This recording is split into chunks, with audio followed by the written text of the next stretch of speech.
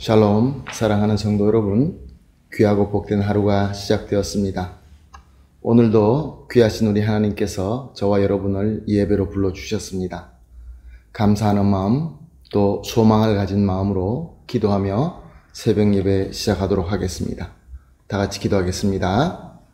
사랑과 은혜가 풍성하시고 존귀하신 참 좋으신 하나님 아버지 감사합니다.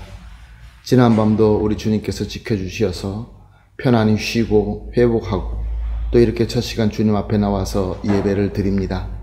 주님, 오늘도 이 예배가 주님과 만나며 주님의 음성을 들으며 주님의 은혜의 손길을 받을 수 있는 귀한 예배가 되게 하여 주시옵소서.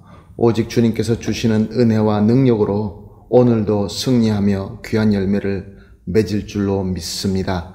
주님, 하늘문을 열어주시옵시고 우리에게 필요한 것들로 가득 채워 주시옵소서. 또한 하나님 아버지, 어렵고 힘들어서 때려 여러 가지 고민과 고통으로서 또 병으로서 힘들어 하시는 우리 성도님들이 계십니다.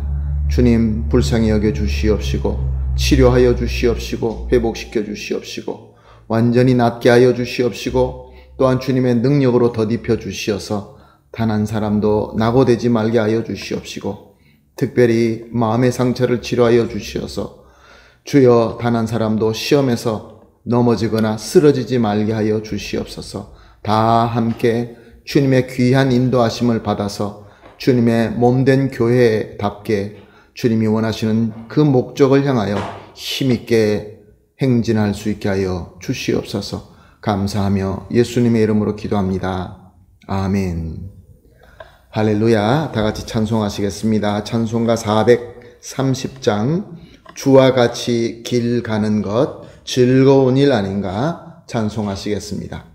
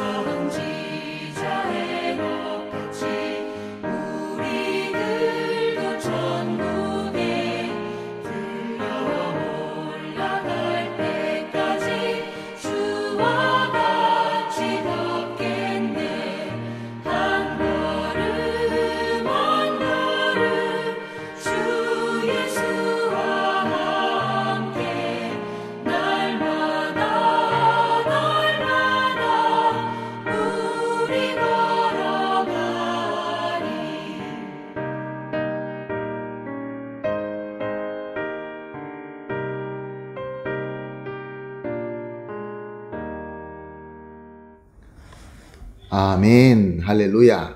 감사합니다. 하나님 말씀 함께 보십니다. 요한복음 8장 10절, 11절, 2절 말씀 함께 보시겠습니다. 요한복음 8장 10절과 11절 말씀입니다. 함께 보십니다. 예수께서 일어나사 여자 외에 아무도 없는 것을 보시고 이르시되 여자여 너를 고발하던 그들이 어디 있느냐? 너를 정죄하는 자가 없느냐? 대답하되 주여 없나이다. 예수께서 이르시되 나도 너를 정죄하지 아니하노니 가서 다시는 죄를 범하지 말라 하시니라. 아멘. 초막절이 끝난 그 다음날 아침 예수님께서는 다시 예루살렘 성전으로 올라가시고 또 아직도 그곳에 남아있던 사람들은 예수님 앞에 몰려와서 예수님께로 말씀을 배우기 시작합니다. 참 아름다운 모습이었죠. 그런데 갑자기 그 모임이 방해를 받게 됩니다. 서기관들과 바리새인들이 또 성난 군중과 함께 어떤 여인을 데려와서 예수님 앞에 무릎 꿇게 하였던 것입니다. 그들은 현장에서 간음하다 잡힌 여인을 잡아가지고 예수님 앞에 나온 것입니다. 그래서 예수님께 묻습니다. 모세는 율법에 이러한 여자를 돌로 치라 명하였거니와 선생은 어떻게 말하게나이까? 이것은 예수님께 지혜를 얻고자 물어보는 질문이 아니라 예수님을 잡아 가두기 위한 함정이었던 것입니다. 예수님의 답은 아주 간단했습니다. 너희 중에 죄 없는 자가 먼저 돌로 치라 였습니다. 예수님의 말씀을 들은 이 군중들은 마음에 양심이 찔렸다고 합니다. 그래서 하나씩 돌을 내려놓고 떠나게 되었던 것입니다. 이제 아무도 그 자리는 없었습니다. 오직 예수님과 그 여인밖에 없었습니다. 오늘 본문을 보니까 예수님께서 이렇게 물었다고 기록하고 있습니다. 여자여 너를 고발하던 그들이 어디 있느냐? 너를 정죄하는 자가 없느냐? 여인은 대답합니다. 주여 없나이다. 그러자 예수님은 이렇게 말씀하십니다. 나도 너를 정죄하지 아니하노니 가서 다시는 죄를 범하지 말라. 할렐루야. 우리가 믿는 예수님은 참 그리스도이십니다. 무엇을 의미하는 것입니까? 우리 예수님은 죄를 정죄할 수도 있고 안 할 수도 있고 죄를 용서하실 수도 있고 심판하실 수도 있는 것입니다. 예수님께서는 이 여인을 용서하셨습니다. 그리고 정죄하지 아니하셨습니다. 그리고 가서 다시 죄를 범하지 말라라고 말씀하셨습니다.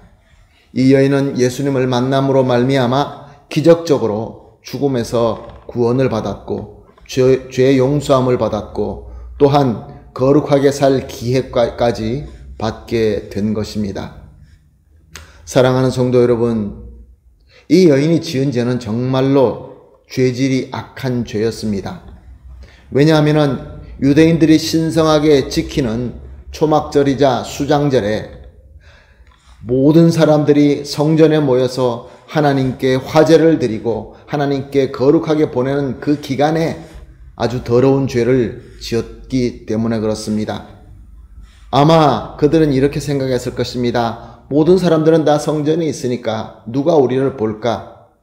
아무도 모를 것이다. 그렇게 아마 생각하고 죄를 지었을 것입니다.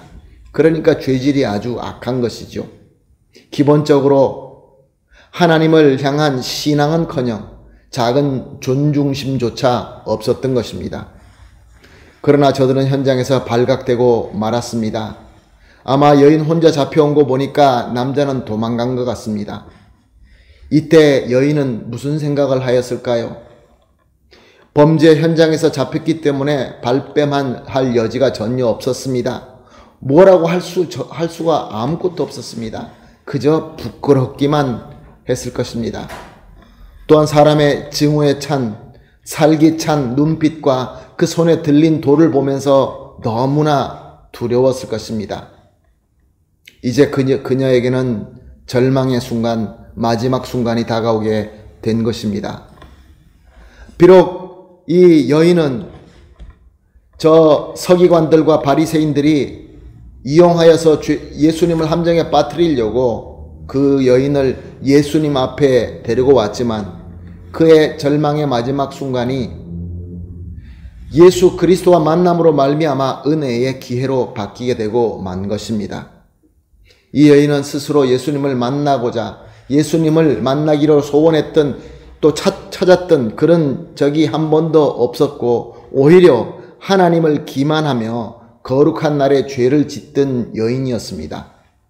그러나 자기의 의지와 아무 상관없이 예수님을 만나게 되었던 것이죠. 즉 하나님으로부터 거부할 수 없는 기가 막힌 은혜를 받게 된 것입니다.